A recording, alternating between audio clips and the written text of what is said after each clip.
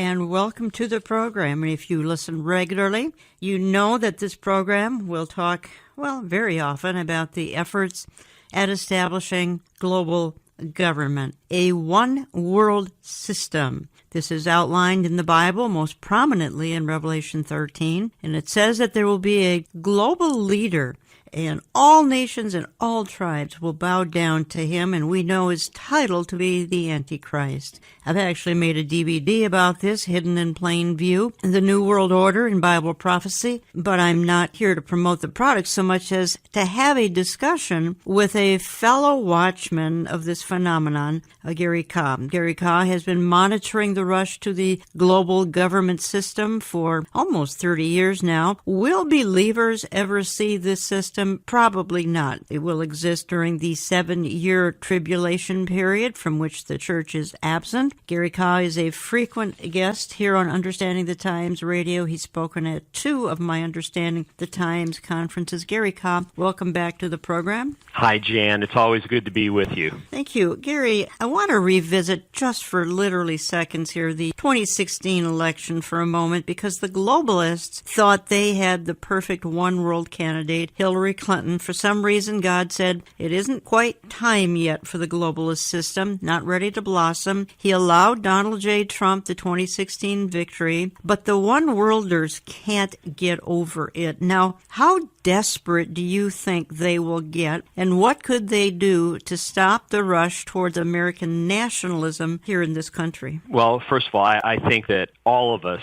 would enjoy a time of peace in the United States and to see this divisiveness that exists currently come to a halt. But honestly, I believe just the opposite is going to happen. The Democratic Party took a strong turn to the left in the recent midterms, and I believe they're going to continue to go after President Trump even more vigorously now that they have Adam Schiff, for example, in charge of the House Intelligence Committee. I know there's a pretty large number of Democrats who do want to pursue impeachment. We'll see what happens with that. It's going to be an all-out battle the rest of the way, and we'll have to see if they actually do proceed with trying to impeach Donald Trump. The problem is good news keeps coming out every day on the economy, and they don't want to see that. I believe they actually want to try to collapse the economy in any way possible while Trump is still in power so that they can use that as a type of backlash against him in the next presidential election. If they can't get him out any other way, they definitely don't want to see him get in for a second term. So from their standpoint, they're doing damage control, but at the same time, if they can push things into a crisis mode, the old saying is never let a crisis go to waste, and they're experts at that. I'm going to revisit that crisis situation in just a moment here, but I want to read a couple of paragraphs that you've written. And folks, I'm playing off of a recent article Gary wrote, and it's found on his website, garyca.org, and I'll give you more details when we move more into the program here. But Gary, you write this brand new article, and I just received it here by email recently, and you say this: the New World Order crowd hates Donald Trump with a passion because he has set out not only to oppose, but to undo their global government plans and has had a measure of success in doing so. And you write, Trump has become a much more formidable adversary than they ever imagined. Now they have a 2-year window in which to stop the bleeding and to deal the president a politically fatal blow. And you go on to say this: one reason I believe they will take off their gloves in dealing with Trump is because they actually want to make an example of him. Their goal? To relentlessly and shamelessly attack him and any of his conservative appointees to such a degree that no true conservative will dare to accept a position within his administration or to run for office of commander-in-chief in the future, lest they experience the same level of scrutiny and assault. The message is loud and clear. Hillary Clinton, James Comey, John Brennan, and others of their globalist deep state clan can commit any outrageous crimes they want to do and remain unscathed because they have the most powerful and corrupt network of people in the world on their side. So I'm stopping there, Gary Cobb. So let me ask you this. After reading that, then the deep state, is that just a bunch of globalists? Is that just another term term for one-worlders? It is, but there's more than just politics involved. There's a spiritual worldview here. These people are pushing an interfaith, one-world religion, one-world government, one-world economic system viewpoint, and we are clashing with that worldview. As Bible-believing Christians, we stand in the way. Conservative Jews stand in the way. Donald Trump stands in the way. And so they want to clear everything else out so they have a clear run forward to take us into this type of new world order that they envision. And I believe some of these people themselves, while all of them, frankly, are deceived, many of them believe that they will help bring about world peace by bringing in this new world order. Others, however, are completely devoted to the dark side. They understand they're helping to bring about Luciferic forces and initiatives, that they're helping to bring this to fruition, and they're doing it anyway. They have sold out to the dark side. But not all the people involved in this movement view things from that extreme a viewpoint. Some of them actually believe they're working to bring about world peace. And that's the real tragedy in all this, because it will ultimately do just the opposite. The deep state has its name from the idea that runs deep in Washington and in government circles.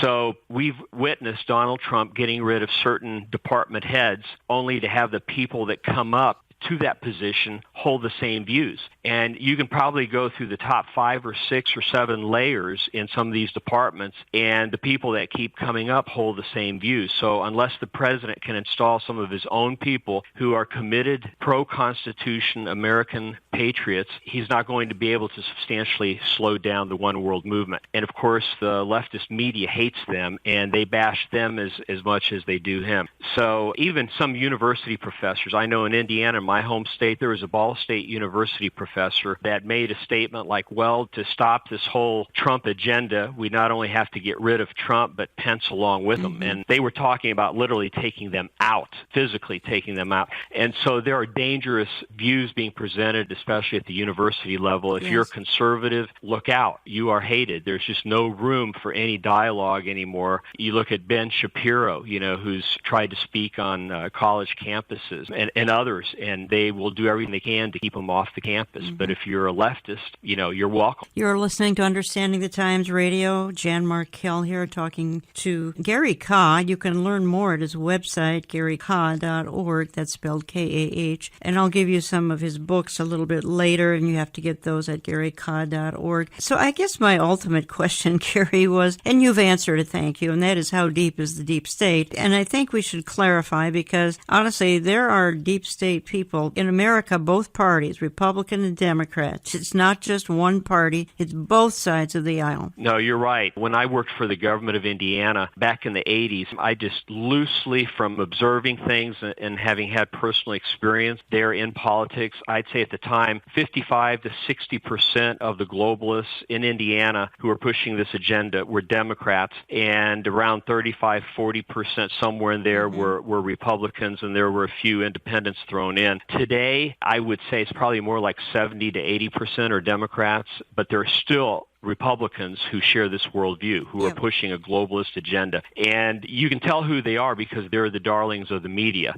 And not to pick on this individual in any way, but I just have to point out, because I wrote about it in my book years ago, George Bush Sr., who recently passed, was very much involved in the One World movement, and he was viewed as one of their darlings. And if you look at, the coverage he got from the media when he passed, his funeral, I think that came through loud and clear. He may have meant well. I'm not going to judge his motives. Like I said earlier, various people want to push this one world agenda for different reasons, and maybe he actually thought he was helping to bring about world peace. I don't know. That's between him and God. But he was a globalist, and he was a Republican. He was also the one-time head of the Trilateral Commission and held, key positions in the CIA and ambassador to China, the UN. I mean, he was a key figure in a lot of areas, and everywhere he was, he pushed the globalist agenda. So we cannot fall for the idea that it's only Democrats who are globalists. These people are smart. They've got people in both the Democrat and Republican camp so that they can try to play both sides. Well, Paul Ryan just stepped down, and he was one of them as well. I want to quote you again, Gary Kah. You say, "I believe we are closer to extreme civil unrest and possibly even civil war than at any time since the 1860s. Our nation stands divided, its citizens holding two completely different diametrically opposing worldviews. The left and the right cannot coexist within our country much longer. Barring divine intervention, I fear that something is about to give. And I am too, Gary, and I've said that publicly various places as well. And you've already verbalized one of my concerns, and that's having our president or vice president or both taken out, perhaps in a violent way, because again, these one-worlders, these deep state people, they're in a panic, they're in a frenzy. They lost their 2016 election, which they can't get over, and they're just bound and determined to destroy everything in their path. I've had many guests on this program saying the same thing, as these people are intent upon destroying everything in their path until they get their way. Yeah, and it's not just that President Trump is standing in their way, but he's actually had some success in undoing their plan. Just the whole NAFTA renegotiating and moving away from that. That throws a major wrench into their plans.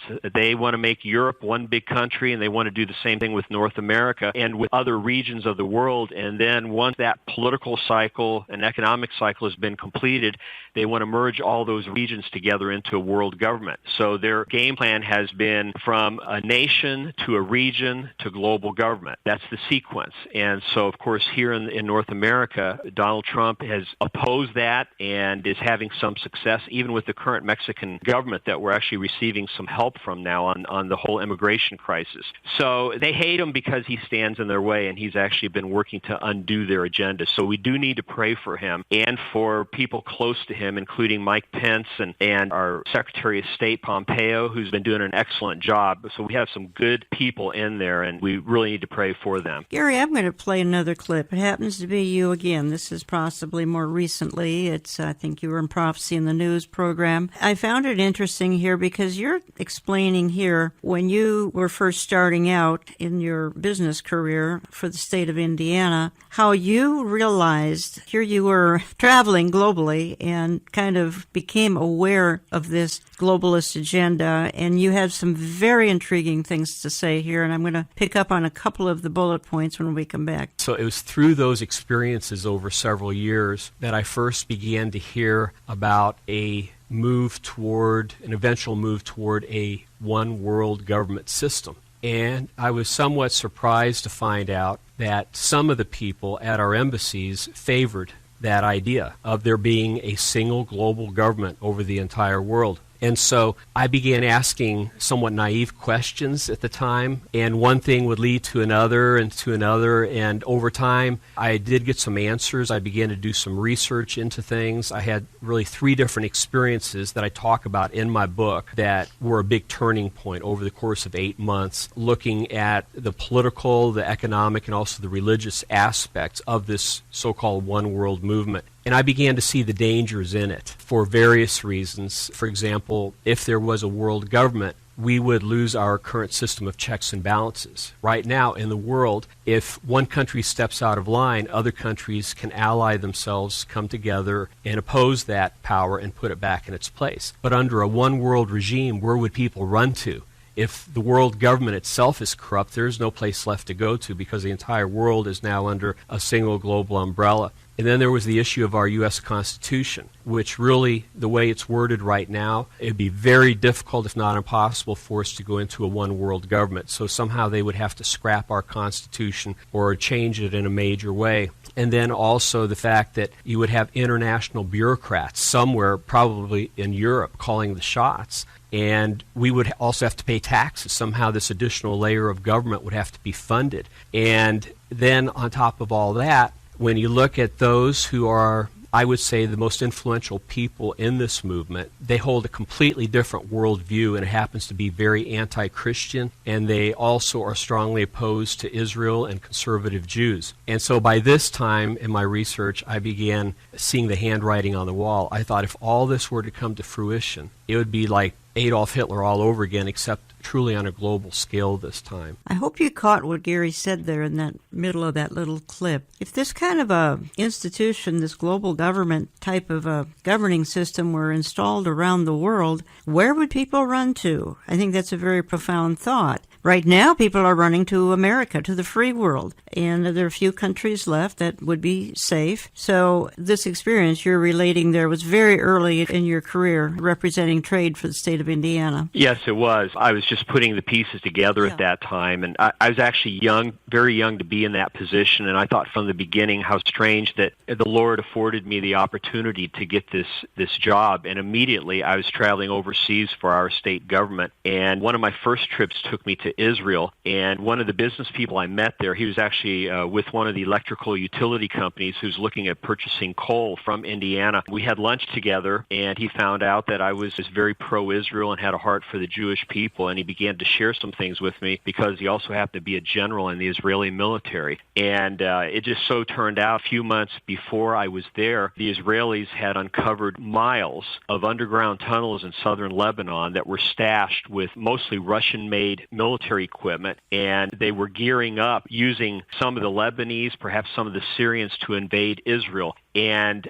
I asked the question, I said, how can this be? There's been nothing in the international media about this at all. But in Israel, everyone was aware of it because it took months for the Israeli military to get all of this equipment out of Lebanon and bring it to Israel. And so I asked, why this bias in the media? If they know about it, why are they not sharing this with us? And ultimately, it led me to conclude that there is a very strong anti-Israel, anti-Jewish, also anti-Christian bias in the people who, for the most part, control our media. And today we're seeing that. It's out in the open. Back then it wasn't. It was hidden. But Donald Trump has been a type of lightning rod that has brought everything to the surface. The leftists, the globalists, they can't hide their feelings anymore. We see what they believe. And I think they also believe there's strength in numbers. They feel that they have enough control in key strategic places of our government, in the media, in our university system, that they can move forward unhindered except by conservatives. But even there, we're the minority. 54% of millennials, believe they're socialists. I want to pick up on that. I've got to take my first break here, but I want to pick up on that as soon as we get back, and that is about some of the millennials and how they're beginning to shape a lot of things, which generally is not a good situation. Folks, I'm coming back just a couple of minutes. We're going to continue on with Gary Kah. We'll give you the titles of his books and his website again when we get back. Don't go away. Just a quick reminder, every Saturday morning, this program is posted to our website. You can listen to it at olivetreeviews.org. Again, it's olivetreeviews.org. This broadcast ministry focuses on the importance of understanding our times according to the Bible. Every weekend, we talk about issues and themes converging in the world that lead us to believe the return of Jesus Christ is near. Please remember us in prayer. You can help support this program when you mail your tax-deductible gifts to Olive Tree Ministries, Box 1452, Maple Grove, Minnesota, 55311. To contact our office, please phone 763-559-4444. More conversation with Gary Kah right after this brief timeout. Thanks for supporting this radio outreach, now heading into its 19th year. There is a common misperception that radio stations actually pay hosts of programs like Understanding the Times Radio, when in fact, programs like this deal with serious weekly radio costs.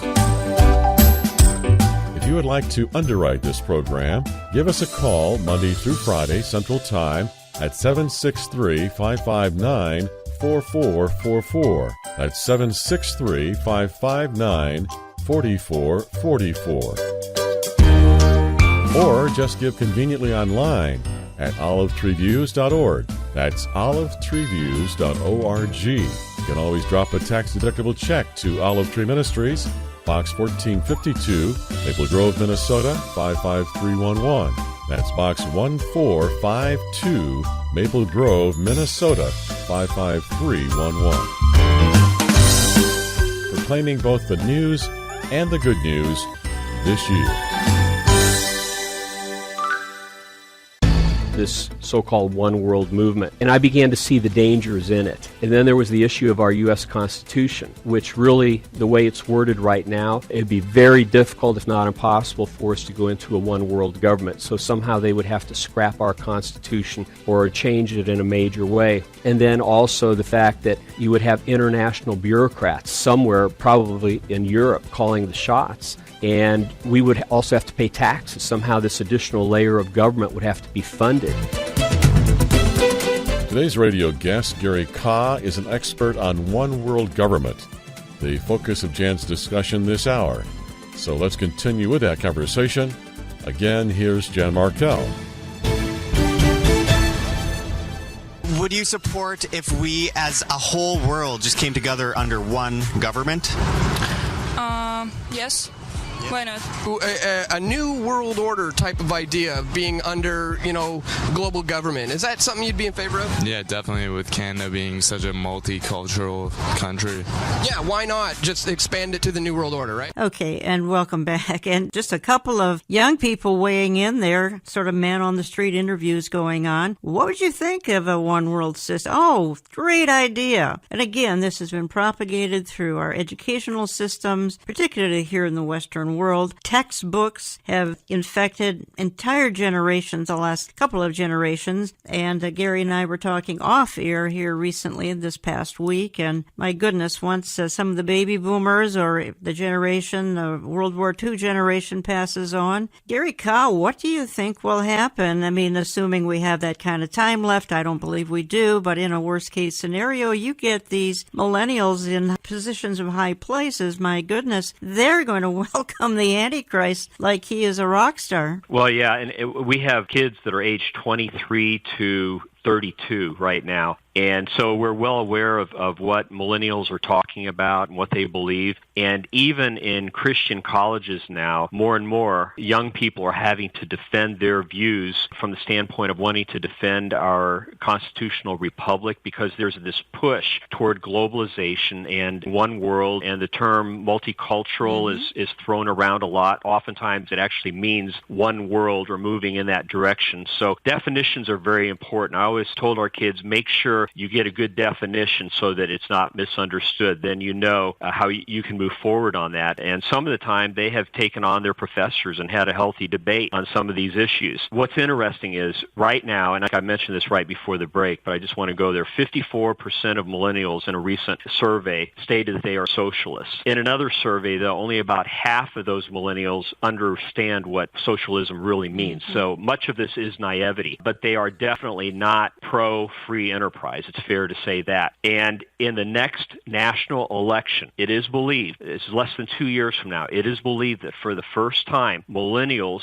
will outnumber baby boomers. And so we'll have to see what happens with that. But unless baby boomers and those who are left of the World War II generation, which are fewer and fewer, unless 90% of them turn out to vote and all vote very conservative, it could be the first election that is completely given to the millennials. I think it might be close, but globalists would love to see the economy collapse under Donald Trump so they can point blame at him and say, look at what he did. This is because of Trump. They're hoping they can then produce a huge backlash against conservatives and that ultra-liberals will come in like a wave. And I think that's a real possibility that could happen. I hope it doesn't. I pray it doesn't. But that's what they're trying to bring about. So you'll even notice in the news every day now, we have good news coming out on the economy. Twice as many jobs created last month as what they expected. Low unemployment rate, great domestic growth, more manufacturing jobs. And yet for every piece of good news that comes out,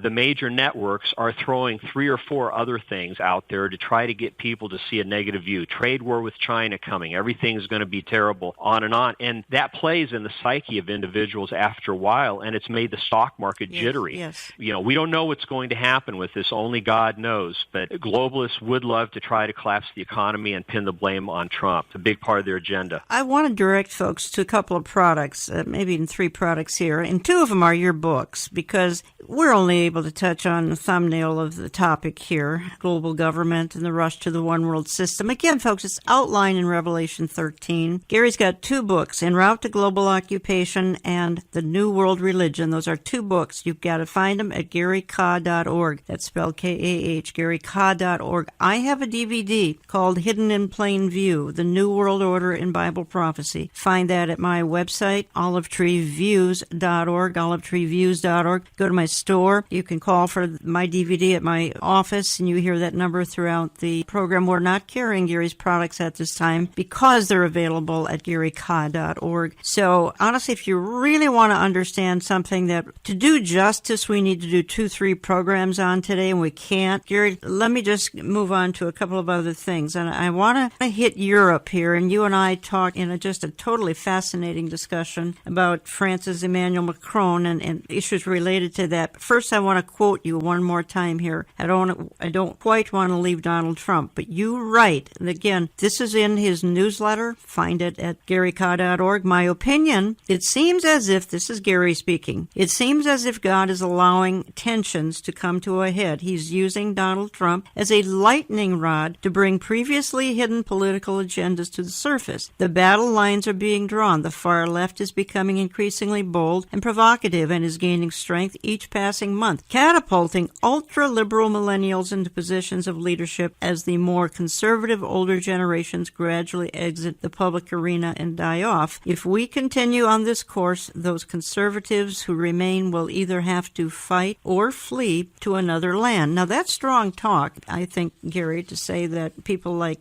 you and me may have to flee to another country. Frankly, we often talk, you and I, when we talk about this subject, that it's going to take, some kind of a crisis to bring about this global government. And we talk about it's going to be environmental, it's going to be political, it's going to be weather, it's going to be financial. My own opinion, and I bring this out in the DVD I made, is it's going to be the rapture. Once the rapture happens, this global system will fly into place in literally a nanosecond. But I want to go back to a single individual or organization stirring this up. Let me just ask you, George Soros, he's huge, but he's in cooperation with a lot of others, and you said to me Freemasonry is huge. It is. As I was researching this back in the 80s, everything I traced down when I went down a rabbit trail to try to get to the end of it, it always seemed that there was a high-level Freemason there, and so that became a common denominator for me. It took a while to put all those pieces together. But even their magazine back in the 80s was called the New Age Magazine, and then the name was finally changed when people began to catch on. People like Alice Bailey,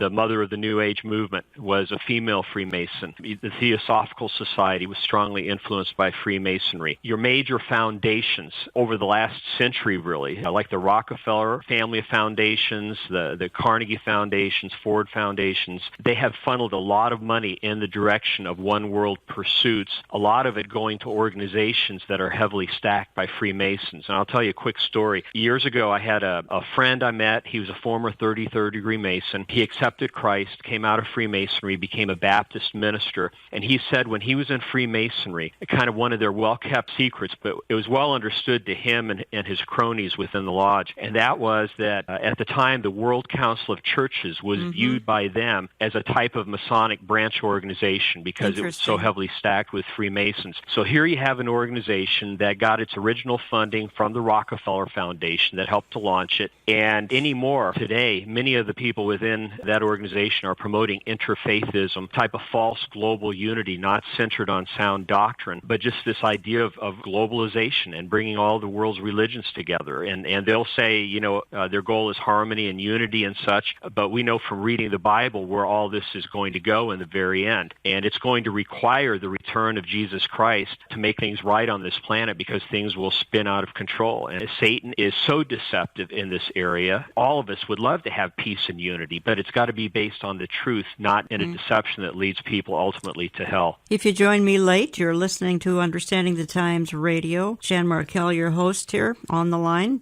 from another location I won't disclose is Gary Kah. You've heard him on this program numerous times. Been at a couple of my conferences. Learn more at GaryKah.org. GaryCod.org. A couple of quotes I want to give here. Arnold Toynbee, and he passed away as recently as 1975, says, "The nations of the world are ready to give the kingdoms of the world to any one man who will offer a solution to the world's problems." And Paul Henry Spaak, S-P-A-A-K, said back in 1957, "What we want is a man of sufficient stature to hold the alliances of all the people and to lift us out of the economic morass into which we are sinking." Then he says, "Send us such a man, and be he God or devil, we will receive him." So you can see the mindset for decades has been, okay, things aren't going as well as we'd like. We need sort of a global leader. Henry Spaak says, "Send us such a man, be he God or devil, we will receive him." The book of Revelation says they will receive such a man. He will be devil-inspired. His title is the Antichrist, and the stage is being set for him to play the role. So,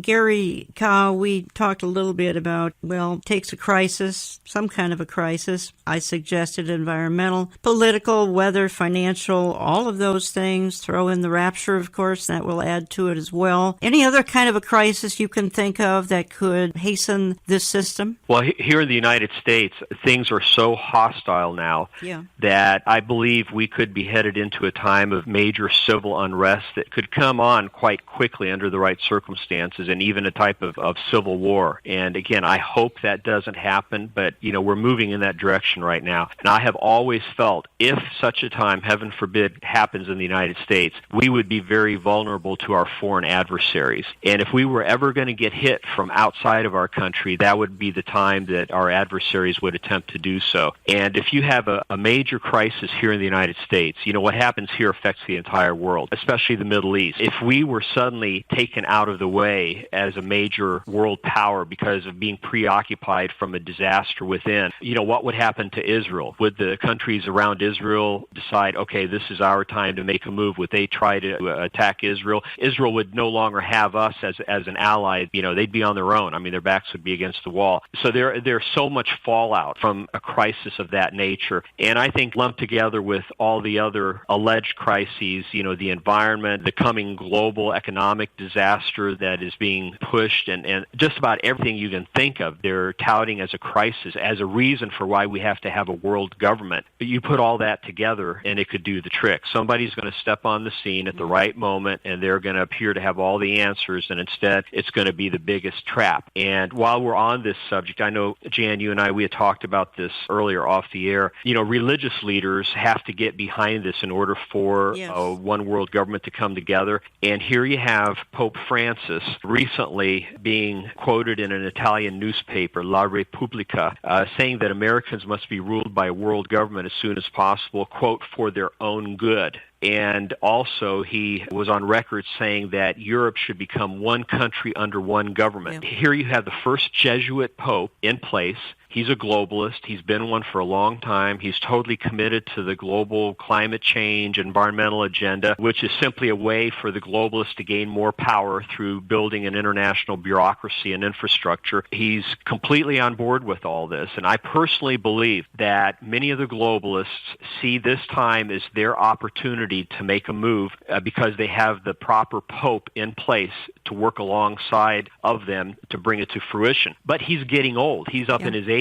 And I think that's another reason why they're pushing as hard as they can right now. And again, Donald Trump has gotten in their way. And so if they're on a timetable here and they want to pull all this off in the next few years, they're going to have to do something pretty drastic fairly soon in order to stay on this timetable. Yes. And if they can't, they'll pass this opportunity and have to wait for another one. Gary, I'm so glad you raised that. I actually have that article in front of me. Pope Francis, world government must rule U.S. for their own good. He says the danger concerns immigration. The Pope continued, speaking here to La Repubblica. Our main and unfortunately growing problem in the world is that of the poor, the weak, the excluded, which includes migrants. This is why the G20 worries me. Again, this is Pope Francis. It mainly hits immigrants, Pope Francis said. And he says the idea that Americans would be better off under a world government doesn't stop there. And the radical leftist pontiff also went on record stating that Europe should become one country under one government. That was in an interview in an Italian newspaper. And folks, I hear from Catholics talking about this fairly regularly, and they're not really happy with their church right now. Some, anyway. So I'm so glad you brought that up. Now, and I do want to head to Europe here, and perhaps we could even do that now. Again, you have brought up and made me aware in recent conversations. You emphasize the importance of Freemasonry, which I do talk a little bit about in the DVD I made, and interfaithism and globalism go hand in hand. You've said to me privately. I want to head quickly to France, because you said to me that France is the hub of a lot of this activity, this globalist rush. And again, the globalists installed Emmanuel Macron back in spring of 2017, and now we see the Yellow Vest movement, which I think started out okay, defending nationalism. But I think you're suggesting, Gary, that the Yellow Vest movement is starting to get subverted, and perhaps it is being infiltrated with secret societies. Am I right? Yes, I believe it is in the process of morphing into something else.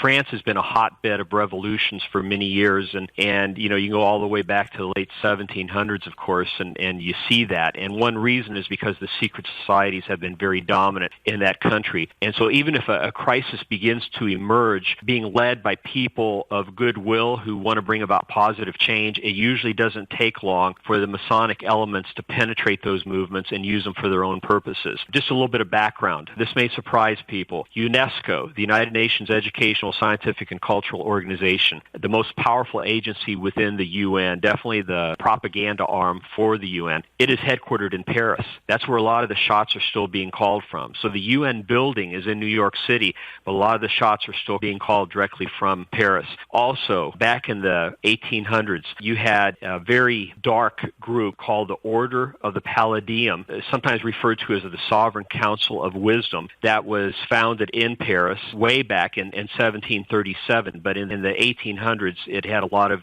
influence. And Albert Pike, the leader of Scottish Rite Freemasonry during a good part of the 1800s, belonged to that group, worked closely with them, and they continued to foment crisis in collaboration with Pike and other top Freemasons in this country. And the Grand Orient Masonic Lodge, which many researchers believe is probably the most powerful or second most powerful lodge in the world, it is still in France. And a lot of these other movements come out of that lodge almost as like arms. And if something is exposed, they're cut off, and these forces just keep going as if nothing happened. So people need to be aware of that. France is a key player in all of this, and sometimes they kind of set the trend. Just one other thing I want to throw in here, a little bit off the subject, but I have to mention it because I've been doing some of this research lately. I want to make people aware of the fact that this same Albert Pike that I just mentioned, who at the time was either the top or second highest Freemason in the world, also helped to found the Ku Klux Klan. And in fact, he wrote the anthem and the rules of that organization. And so you have a tight connection between Freemasonry and the Ku Klux Klan, which was strongly opposed to blacks and also Jews. And yet the ironic thing today is there are some people out there that want to pin the blame for the One World movement completely on the Jews. And yet what I have found in my research is that some of the very top people over the years who've been involved in pushing the One World agenda, like Albert Pike, Mr. New World Order himself, was extremely anti-Jewish and couldn't stand blacks to the point where he was willing to be involved at the top of the Ku Klux Klan. Okay. When we get back, and we have a short segment when I get back, I even want to make a quick comment about how this is entering into the world of the fashion industry. I want to say a word or two about Celine Dion, how she's come out as a globalist. We'll do that. Coming back in just a couple of minutes, we'll wrap this up with Gary Kah. Again, you can learn a lot more at GaryKah.org. Find his books. Find my DVD, Hidden in Plain View, New World Order and Bible Prophecy, OliveTreeViews.org, or you can give my office a call. Back in just a couple of minutes.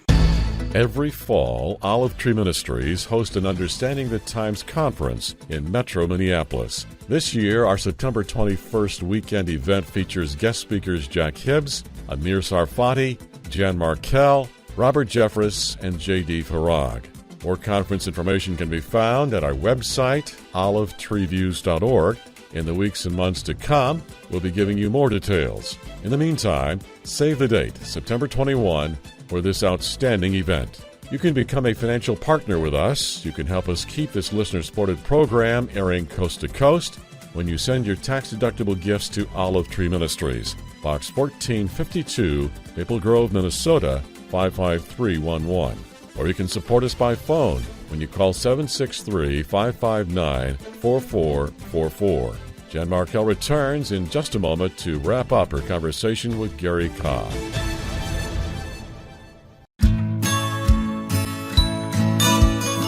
I have watched the tide of our times deteriorate for decades. Some say we are in the time period known as the beginning of sorrows, but that actually comes later in God's clock and calendar. Still, without an eternal perspective, people are discouraged today, and that is why Hebrews 10 tells us to encourage one another. Olive Tree Ministries has products that will help you do that. Visit our website, olivetreeviews.org, olivetreeviews.org. We have books and DVDs that are uplifting and that will remind you that the King is coming soon and the darkness will turn to dawn. If you want to stay up to date, also check our daily headlines posted hourly every day. The sons of Issachar in 1 Chronicles 12 were men who understood the times.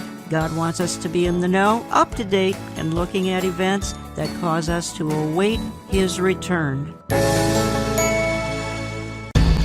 There are a number of secret societies throughout the world, some of them operating mainly in the political realm, but others in the more religious end of things. And so I always want to look at the motivation behind it. What has prompted these people to have the worldview that they have that compels them to want to establish this world government, which usually they refer to as the New World Order or the dawning of a new age and terminology like that. I did find a common denominator. More times than not, the people that have started or established these various organizations that are part of this growing network were oftentimes involved in Freemasonry. Let's return now for the conclusion of Jan Markell's discussion with One World Government expert, author, and commentator Gary Carr. Again, here's Jan.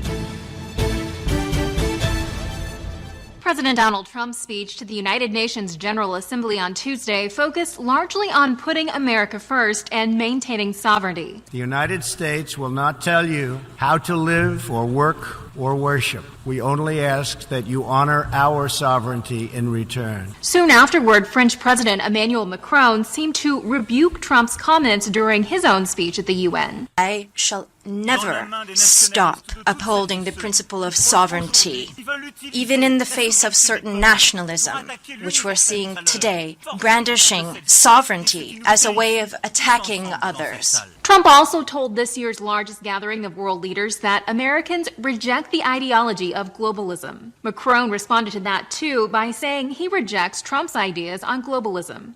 Here today, even those who might criticize it, we have all benefited from the way that global order is structured around globalization. We've all benefited from it.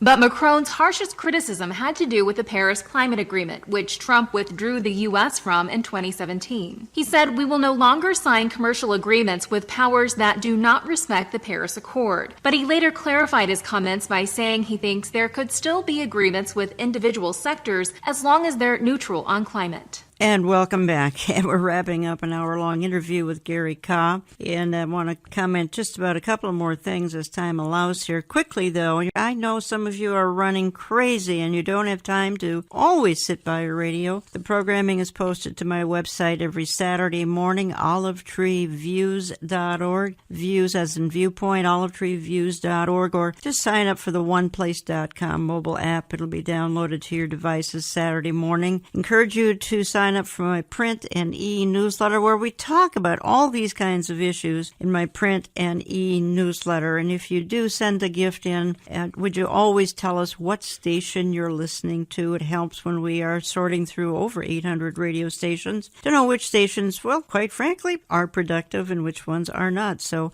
helpful if you'll do that for us. Now, let me make just a couple of comments. Then I want to read another paragraph or two about something Gary's written, and I'm quoting from from his winter January 19 print newsletter. Again, find more information, GaryKah.org. You can sign up for that particular newsletter. It's quarterly and it is by subscription. But I made a little tease in the last segment that this whole topic has even come right on into the world of fashion. And some of you know that singer Celine Dion now has a line of children's clothing with New World Order splashed all over the infant and toddler clothing. Of course, the clothing is gender neutral, and God forbid, a child grow up knowing what gender he or she is. So, and she is strongly pushing this globalist one world agenda. And if you see any of the commercials or any of the kind of exposés online on YouTube, look, she's just heavily promoting all things dark. So if you are listening to her music, be aware that she's got an agenda. The agenda is a very evil agenda. It's to pull little children into this whole New World Order scheme. There, I said it. I'm being really blunt because I'm here to tell you the truth, and that is these globalists are, well, they're mad. They're kind of a swatted bumblebee because they were defeated November 2016 by a nationalist, not a globalist. Hillary Clinton was their pick.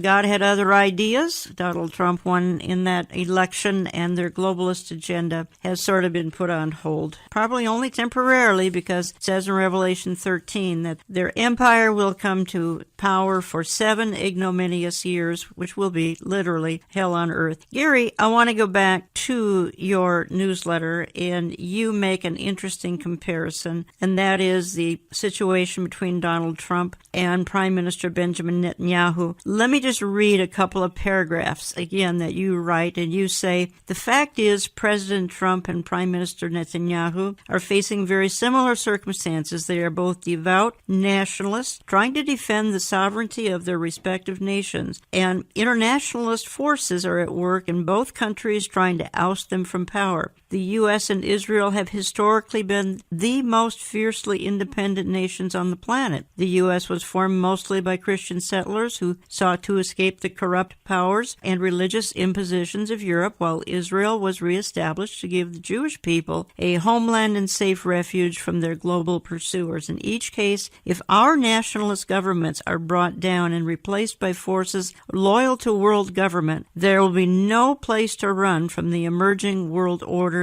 With the exception of a few small nations and islands, the rest of the world is already firmly in the grip of devoted globalists. And then you wrap that up, Gary, and you say, to the power elite, Trump and Netanyahu epitomize the nationalist resistance to their international socialist agenda. Therefore, the efforts of both men must be thoroughly crushed. If the globalists succeed, they will have removed the final 2 major political obstacles to their one-world plan. And then you say Britain's current Brexit scenario presents a new and unforeseen threat to the global powers, although I believe it may be short-lived, as London and the overall culture of the UK seems to remain firmly in the grip of hardened socialists. The real question is, how long can conservatives hold on? Okay, going back to the fact that President Trump and Netanyahu are facing similar circumstances, I guess I'm not totally surprised. I think there's sort of just an unusual parallel between the United States and Israel, but talk to me a little bit about this. If the United States and Israel capitulate to the New World Order, I don't believe there is any other significant resistance in the world that will keep it from coming together. These are their last 2 mountains that they need to conquer, so to speak, globalists. And you've got Trump and Netanyahu almost in exactly the same positions. You've got forces going after Netanyahu, trying to pull him out and get him in jail, making up all kinds of things they're saying about him. They've done the same thing in the past, and every time he comes through it,